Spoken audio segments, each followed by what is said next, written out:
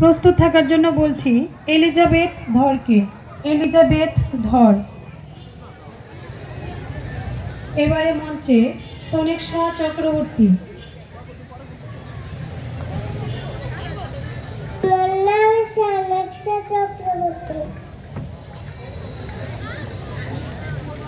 আমি একটা শ্লোক বলবো। যদা যদাই ধর্মস্য গ্লানির্ভবতি ভারত অভ্যুত্থানম ধর্মস্য তদাত্মনঃ সৃজাম্যহং পরিত্রাণায় সাধূনাং বিনাশায় চ দুষ্কৃতাম্ ধর্ম সংস্থাপনার্থায় সম্ভবামি যুগে যুগে।